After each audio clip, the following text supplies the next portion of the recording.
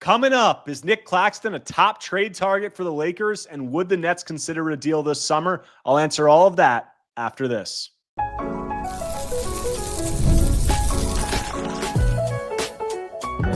You are Locked On Nets, your daily Brooklyn Nets podcast. Part of the Locked On Podcast Network, your team every day. Welcome into the Locked On Nets podcast right here on the Locked On Podcast Network. It's your team, the Brooklyn Nets, every single day. I'm Erik, Slater, Brooklyn Nets beat reporter for ClutchPoints.com. Thank you for making me your first listen of the day. This show is 100% free on all those great platforms. Today's episode is brought to you by FanDuel. Right now, new customers can get $200 in bonus bets when your first $5 bet wins. And on today's show, I'm going to be joined by a special guest to break down the Lakers' interest in Nic Claxton, what a trade could look like, and whether the Nets should consider. Joining the show now is Anthony Irwin, senior Lakers insider for Clutch Points and also host of the Lakers Lounge podcast. How are you doing, man? Thanks for coming on. Thanks very much for having me. It's great to be here, and congrats on the new gig.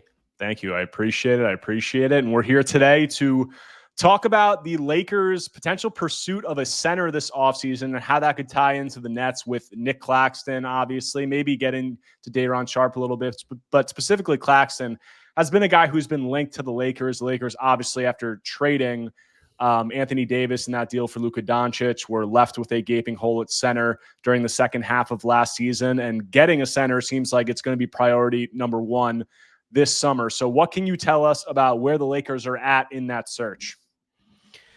Yeah, I know they're going to be aggressive.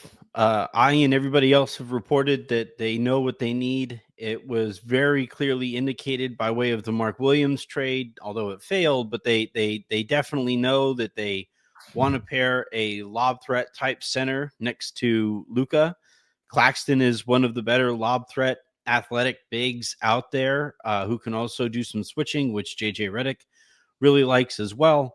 The one concern with Claxton is that he's a little lighter in the back pocket. You know, he's a little smaller, and we have seen how bigger centers and bigger front courts have really kind of dominated these playoffs. So there are some questions that come along with it, but the Lakers have already checked in on Claxton as well as all these other centers, and it's just going to come down to which center they're comfortable offering up that same Mark Williams package for again. So when you're talking about Claxton as a potential option, I mean, the center market, we heard Pelinka say it during the press conference after the Luka trade last year. I think he called it dry was a term that he used. And it doesn't seem like it's going to be robust, this summer either. In terms of high-end starter type guys, yeah. I mean, I guess it depends on what your opinion of Claxton is. But before we get into Claxton and his potential fit with the Lakers, you're just looking at what their options could be outside of him. Are there any other, realistic options who, could be competition? It really just kind of comes down to there is no Mr. Right, so you just wind up going home with Mr. Right now. It's not the best market like you're talking about. Literally every center that you can think of that might be available has their question marks because that's why they're available. We know that the league now values centers in a way that it didn't a few years ago. The Lakers won that championship in 2019 and 2020 in large part because they were able to get Dwight Howard on the minimum, and JaVale McGee was a cheap third option there. That was their center depth, and obviously Anthony Davis played some center on that team as well. And after that series, basically, and as Nikola Jokic has further cemented himself as the best player in the world, everybody is doing the thing that they did with Shaq back in the day, where it's like, we need as many centers as we can possibly get our hands on just to deal with that guy. So, the types of centers who are available are going to have their question marks about them. It's Nic Claxtons of the world. I know there's some hope that maybe the Cavs split up Jared Allen and Evan Mobley. Mobley obviously isn't going anywhere, but maybe Allen might go somewhere. You're pretty familiar with him as well. DeAndre Ayton is somebody that people in Lakers Twitter have kind of mentioned as well, because he won't cost as much. Daniel Gafford, if Nico Harrison is allowed to answer calls from Rob Pelinka. Yeah, there are options out there, but I didn't list a single home run type start every game, no matter who you're playing against type, and be really confident about that player in any matchup type of center there. All of them have question marks, and the Lakers are going to have to pay up for whoever it is that they get because there's so much competition for those centers. And when you talk about the type of center that they're looking for, obviously there's certain things that seem like they're obvious and non-negotiables in terms of the skill set that you're looking for alongside Luka Doncic. The lob threat, it's something that we saw him have great success, and they really curtailed the roster in Dallas around, his pick and roll playmaking and those things along those lines. Claxton would seem to check that box, but as you alluded to before, from listening to JJ Redick, from things that you've heard within the organization, what are some of the other qualities they're looking for in a center, and how do you feel that Claxton does or maybe doesn't check some of those boxes? They really want to have as versatile a group as they can. Rob Pelinka at his exit interview mentioned how the Lakers know they need a big. They need to get, a guy in there, was, essentially what he said. And when he said it, I had alarm bells sound in the back of my head, because it's like, y'all just started a playoff series with just Jackson Hayes. You cannot look at that rotation and be like, yeah, all we need is one guy. It's just, that's not going to do it. So fortunately, though, in asking around, I think the Lakers are aware and cognizant of the fact that they do need to really invest in the position. But you also have to be aware of the fact that most of the money on their cap sheet resides in the front court. You have LeBron on their cap. You have Luka on your cap. You have Rui. And you have Dorian Finney-Smith. Those four guys all guard the same four-ish position. And if you go out and you spend $30 million, or I think Claxton Mickens, 25 next year? Yeah, it was front loaded, the deal. So we made the most in the first year, and I think it's around that for the second year, and then descending into the final 2 years. But you're still looking at a third, if not more, of your cap dedicated to your front court there. So the Lakers are pretty aware of that kind of roster imbalance as well. So that's something else that they need to address is spending on your backcourt so that Austin Reeves isn't forced to guard the other team's best perimeter player every night. So I do know they've liked Claxton. They called about him last year.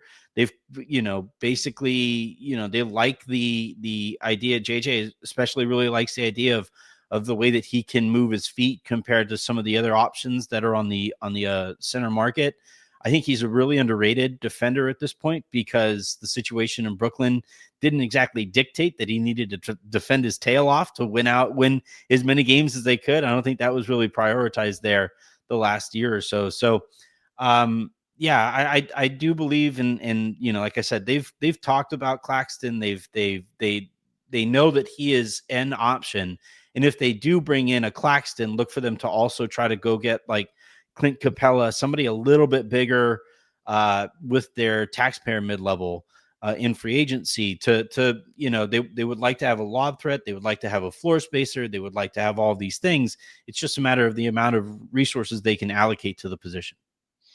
And Claxton, his skill set, when you look at some of the things he does, I think, there is a case that it's a good fit in Los Angeles. I mean, they obviously had to play small ball down the stretch of last season because of that hole they had in the front court. But in that, it seemed like, Redick and the defense there was implementing a lot of things where there was a lot of switching, there was a lot of scrambling, there was a lot more, versatility needed and quickness. And if you're looking at a guy like Claxton, who, he'll bring some of those qualities to the table, and he can be a switchable guy on the perimeter. The drawback, obviously, as you're saying, is switch onto the perimeter. You can give up some rebounds down low. And we've also known that banging with some of these big guys down low hasn't been Clax's, number one strong suit. But the center options, as I said, are going to be few and far between. The Lakers, as you said, are going to be limited to the taxpayer mid-level exception and free agency, which is around $5-6 million. So you can get a decent player, but if you're looking for a starting caliber big who's really going to anchor you down there, you're not going to get it. So that's going to come via the trade market. So coming up next, we'll talk about if the Lakers are to seriously pursue Nic Claxton, what could a potential offer look like, and how may the Nets go about it? Before we get to that, want to tell you about our friends over at FanDuel. The NBA playoffs are in full swing, and every night delivers highlight-worthy performances, major momentum shifts, and can't-miss moments. Whether it's a game-winning shot or a breakout player, there's never been a better time to get in on the action. FanDuel makes it easy to stay in the game before tip-off and live. With player props, performance trends, and same-game parlays, fans have more ways than ever to play smart and win big. Look, guys, maybe you're watching a Nets game and Cam Thomas is heating up while Nic Claxton is blocking shots. With FanDuel, you can combine live prop bets as the action unfolds. You've got a read on who's heating up. Why not back it up with a same-game parlay? New to FanDuel, it's the perfect time to sign up. Head to FanDuel.com and place your first $5 bet. If it wins, you'll get $200 in bonus bets. Make every moment more with FanDuel, official sports betting partner of the NBA. Coming back from the break, talking with Anthony Irwin, senior Lakers insider for Clutch Points and host of the Lakers Lounge podcast, about the Lakers' hole at center and then potentially pursuing Nic Claxton. And this is really interesting because when you're talking about the Lakers picking up a starting caliber big, a lot of the time there's the question of, what will they give up? What would a package look like? And it's almost, for some of these guys, it seems like known with the Lakers what the package is going to be because they made a deal like this. Yeah. Made a deal like this at the trade deadline, obviously got rescinded, but you can take us through what that package would look like. Well, so we could just start by explaining that package that you're talking about, which they traded Dalton Connect, a first rounder, and I believe a pick swap to 2030 pick swap. Yeah. To Charlotte for Mark Williams. Then, he failed his physical.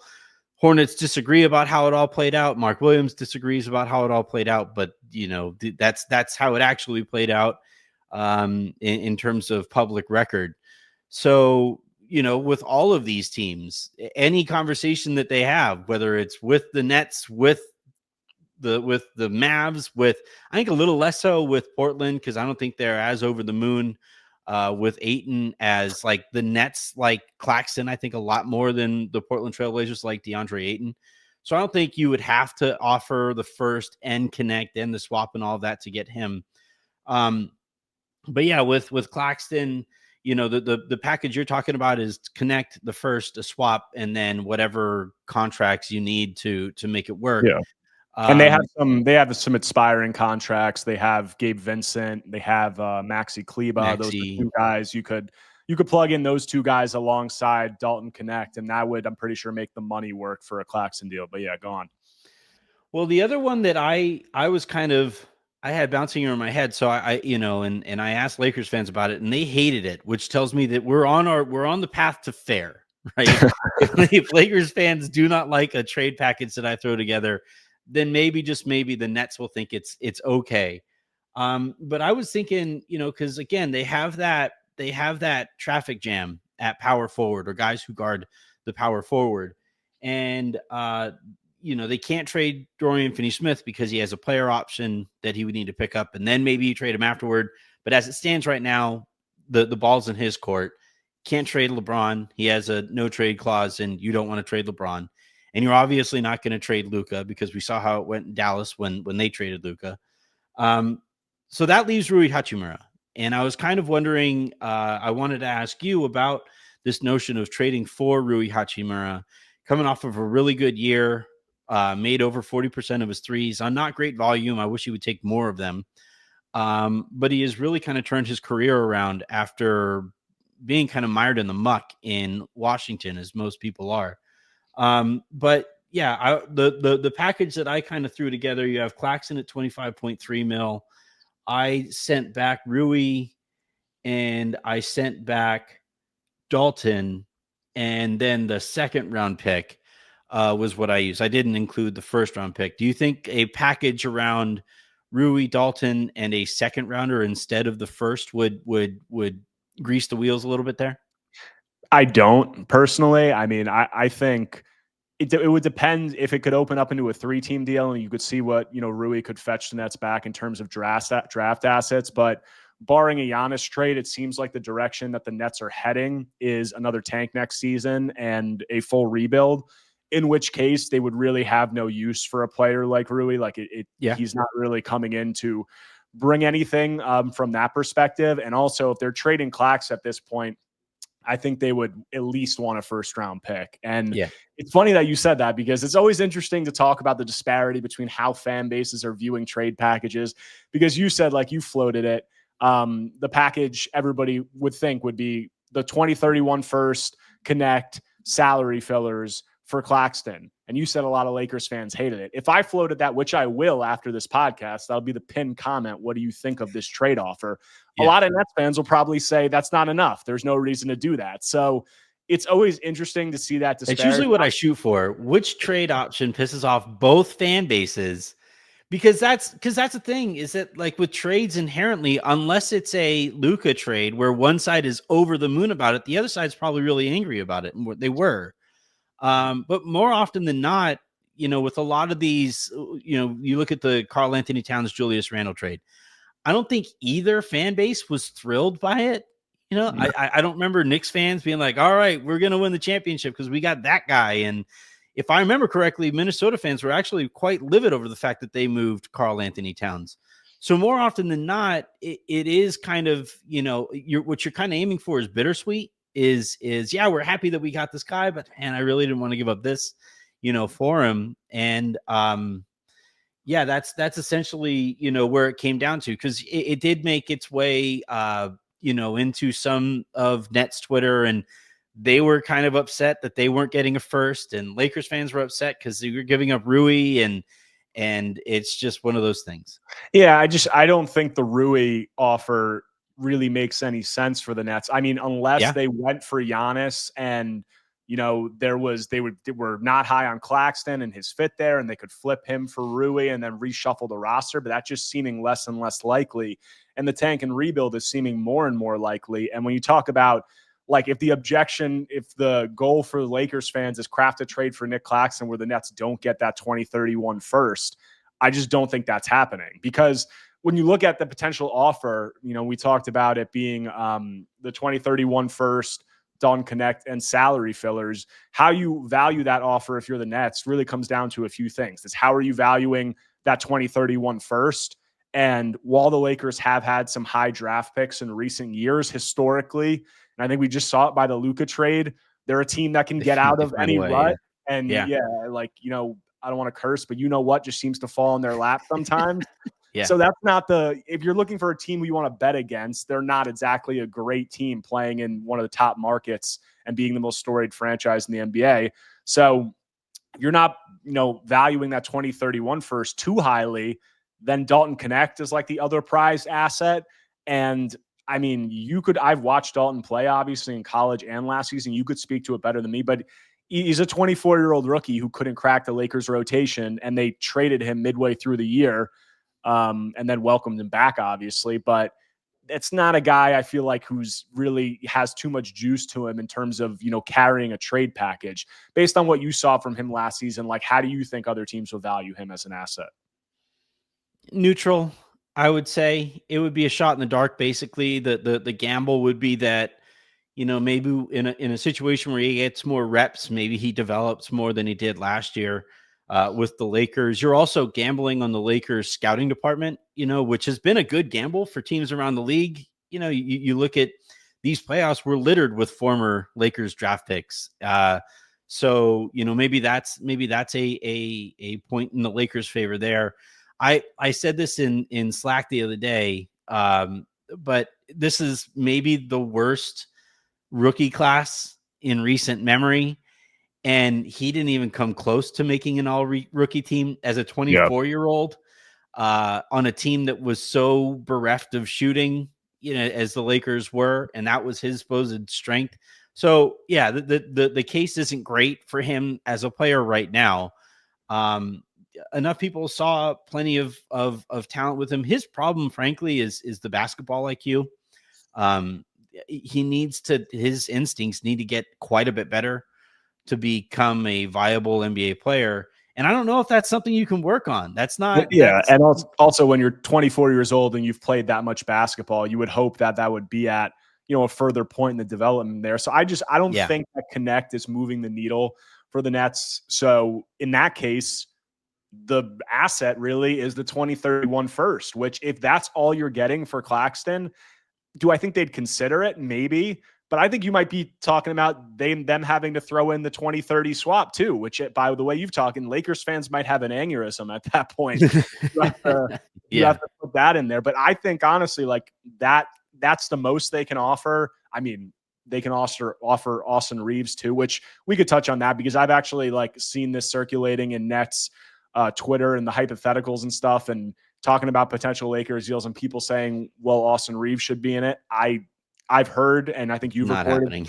they're not going to offer Austin Reeves, as they shouldn't, for a player of Nic Claxton's caliber. I mean, I would not include him in a deal, but I think what some people might be viewing it is they don't really have much else to offer. So they're kind of backed into that corner of, do they want to keep him, who, you know, as a not great defender, obviously, alongside Luka with a team that doesn't have a center, or do you move him? But like that would just be a desperation move, it seems like, to move him for a player like Claxton or whoever else you want to say. So, but to close this out with you, I want to talk about who, like, we're talking about who has the leverage in these negotiations.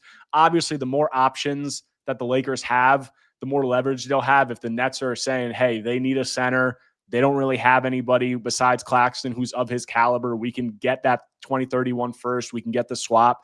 Do you think they'll have other options outside of DeAndre Ayton, who I don't think they'd be dying to bring in? I mean, I think Daniel Gafford was a name who's been thrown around. Anybody else you could see besides that, or anything you've heard there? So this is where it's really tricky, because traditionally speaking, in terms of names that I've heard specifically tied to the Lakers, you're that you named them. That's the handful. But every single person you talk to, every single person I've spoken to, agents, executives, coaches, scouts, you name it, everybody is battening down the hatches of, you know, for this offseason. And that means that there means that there are options out there that we haven't even thought of or heard of. And far more often than, you know, happens where the guy that everybody thinks of and is publicly connected to the Lakers goes to the Lakers. Usually it's some shot in the dark. The Luka trade came out of nowhere. The Russell Westbrook trade came out of nowhere. Kyle Kuzma's on the record saying he thought he was going to Sacramento. Was Mark Williams linked to the Lakers before that deal? I didn't think so. Right? That was kind of and so, you know, I think and the Lakers operate the way that they do for a reason. They don't like information getting out, and they have probably the smallest front office in the sport, and a big reason for it is because they don't want people to know what they're doing until it's done. So it makes my job pretty difficult, and they're responsible for a few gray hairs, but that's how they operate. So to answer your question, it's kind of a yes and no. You know, yes, they have options, but no, we haven't necessarily heard of them. So for the time being, and the way that these teams are kind of operating when their conversations with the Lakers, it's like until some GM is willing to, you know, cross the picket line essentially and take the offer that is not including the 2031 first, or not having to do the full Mark Williams trade package, until some executive does that, that has to be the offer that the Lakers continue to have to stick with. And I don't think they want to offer that for anybody right now, given that they think there's going to be options. So I think this is one of those situations that will either be resolved right when everybody can talk to each other, or it'll kind of drag on as the Lakers wait for the dust to settle elsewhere. Maybe Claxton goes somewhere else, sets the market again, and the Lakers operate in that new market. And it seems like the Giannis, obviously, Saga sweepstakes, whatever you want to call that, that's holding it up to see what's going to happen with that. You also have KD. I think a lot of people expect this to be an explosive summer, and those are two of the biggest names. So once those names and the draft kind of sometimes acts as a de facto deadline for some moves in the NBA. So it will have a lot more movement leading up to that. I'm sure Claxton will continue to be linked to the Lakers, and we'll see how it all shakes out. But I really appreciate you coming on, and maybe we'll circle back at some point and have more talk about this down the line. I'm always here. Thank you very much for having me. Coming up next to close out the show, I'll give my take on whether the Nets should seriously consider trading Nic Claxton to the Lakers this summer. Closing out today's Locked On Nets episode, talking about whether Brooklyn should seriously consider trading Nic Claxton to the Lakers this summer. And as with any trade discussion, it's obviously going to depend on the price. So let's assume that the Lakers are offering the same package that they offered for Mark Williams at last year's trade deadline, which was their 2031 first-round pick, a 2030 pick swap, and Dalton Connect plus salary fillers. If the Lakers come with all of that to offer for Nic Claxton, I would seriously consider it. If they're offering the 2031 first and the 2030 pick swap, even though I outlined earlier why, the Lakers historically are not a great team to bet against, obviously. They're in the top market, along with New York, top 2 market in the NBA. They've been able to attract stars throughout. They have Luka Doncic. He'll be around 30 years old in 2030. Where do you think he's going to be at? Where will the rest of the team be at? Those picks don't project to be super enticing. So because of that, if the Lakers were going to come with that package and I were the Nets, I would really have to push for that 2030 pick swap and the 2031 first round pick to be involved, because Dalton Connect really isn't doing much for me, as I outlined with Anthony in that offer. And, he brought up Rui Hachimura, whatever else. They don't really have anything else to offer if the Nets are trading Claxton and going into a tank or a rebuild that I think would be enticing outside of the draft assets. So both of those would have to be involved. I would seriously consider it if that were the case. But I'd also say that I don't think that this is the best time to be trading Nic Claxton, in the sense that you would be selling low, I feel like, on him right now, because Claxton is coming off a down year. We all saw what happened this past season. His per 36 numbers were down pretty much across the board, everything except assists. He shot just 56% from the field. It was his lowest since his rookie season. And he told us at the beginning of the year and at his exit interview that he was playing hurt for a lot of the season. He said that he had a back injury dating back to last summer. He often didn't look like himself. He got the epidural early in the season. And, he just looked somewhat hampered throughout the year. He's told us at the exit interview that he was going to use this summer to get right. So if you feel that, he can get back to where he was physically before that, and that was just something that he needed an extended period of time off to, get back to 100%, you would think that his production would improve based on that. And it's also important to note that Claxton's contract is descending. He's making $25 million this season. It was front loaded, the contract. So he's making 16.3% of the salary cap this coming year. And then that drops to 13.6% in 2026-27 and 11.2% in 2027-28. So that contract was designed to be more attractive at the back end of the deal. And it'll probably be much easier to trade from that point, just in terms of the value and also just from a salary matching perspective, assuming that Claxton doesn't just fall off a cliff, assuming he, isn't just hurt for the rest of his career. It should be more attractive on the back end. So from that perspective, if you're, saying that he should hopefully be producing better next year, the contract's descending, all of those things that I outlined, it would make more sense to hold him, unless you are that high on the Lakers 2031 first, on that 2030 pick swap. You feel like that first in a swap is the most that you're going to get for him. Then obviously you would pull the trigger on a deal. But there's also a few other factors to consider in whether this is the right time to trade Claxton and whether this is the right offer to.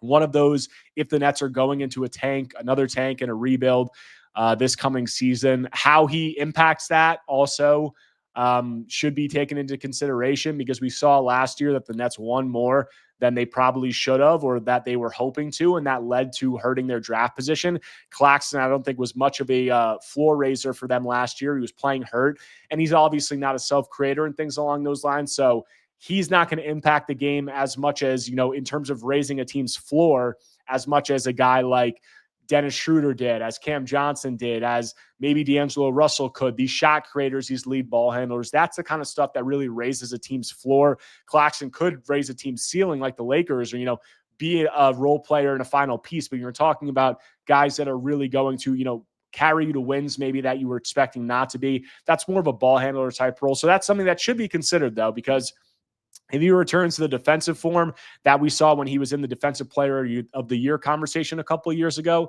that's something that could definitely raise the Nets' floor. So I don't want to discount him. I'm just saying that it's more the ball handler scorer types that are going to raise the floor for a tanking team like the Nets. So it must be considered. I wouldn't say it's too much of a worry. Also, who do the Nets take in the draft? Do the Nets draft a center? They have a center. They have Nic Claxton. They have Noah Clowney. That could be a crowded front court of guys who are younger than Claxton. Do you want to develop them? And also, I don't want to just say that the Nets should definitely be trading Nic Claxton because he's 26 years old. He, is a guy who is young enough to be part of the next iteration of the team. Do I think it's extremely likely that he's through another couple of years of tanking or rebuilding or however long this Nets timeline takes, that he comes out the other side of it? And when the Nets take that step back towards contention, that he's still on the team? I don't think it's the likeliest outcome, but I would say that at 26 years old, he's young enough to do that. So if the Nets are high on him and his skill set and what he'll be long-term as a piece for them, they don't have to trade him. So, that must be said. That also should play into their leverage in conversations and negotiations with the Lakers, as should the descending structure and all of that. And, I'm sure in these conversations, the Lakers are going to come in and say, look, he had a down year. He had the back injury. He had all that stuff. They'll try to use that against the Nets, and the Nets should come right back and say, hey, we don't have to trade him right now. We can hold him. The final 2 years of the contract are descending. And, if you don't want to give us that full offer, then, we don't have to deal him. And if they do give the full offer, that's when it really gets interesting, because getting a unprotected future first-round pick, 2031, even if from the Lakers, alongside a potential unprotected first-round pick swap, I'm not sure how much more you're going to get for Nic Claxton down the line. Could you get more if he returns to his, form that he did in that 2022-23 season? You definitely could get more, but he's also going to be playing for a tanking, rebuilding team next year, probably with rookie ball handlers, not great offensive options. Is that the best situation for him to shine? Probably not. So, you could really go either way on this. And I said that I don't think this is a great time to trade him in terms of selling low. But if you look forward to the Nets' future, it might not be the best situation for him to produce either. So I think the Nets should and will hold out for the offer that the Hornets gave for Mark Williams, that the Lakers gave the Hornets for Mark Williams, if this becomes something where the two sides are seriously negotiating. And at that point, we'll see if they feel that it's enough. But I don't think it's a bad situation for the Nets to be in, from the standpoint that they might be able to get that offer because of the Lakers' limited options if nothing else does crop up, or anybody who wants to bite at that offer for whatever starting caliber center they have. And also, they don't have to trade him, and they could hold him into the latter stage of this contract where the deal could be more attractive, and they could get that same type of offer, if not potentially even get more if he continues to play better. So we'll have a lot more, as I said, once Giannis' situation gains clarity, once Kevin Durant's situation gains clarity, once we get closer to the draft. That's when a lot of this action starts, and the Lakers are going to be looking for a center for sure, and Nic Claxton will be a name that continues to be linked to them for sure, and we will circle around and have more coverage of all those negotiations and what direction we think the Nets should take with Clax into them continuing this rebuild. So it'll be really interesting, but that does it for this episode of Locked On Nets. Thank you to everyone for tuning in and supporting this show. As always, be sure to like, comment, subscribe on YouTube. Go follow on Apple Podcasts or Spotify, wherever you get your podcasts. Anything you can do to engage is much appreciated. But I'll be back tomorrow talking more Brooklyn Nets basketball.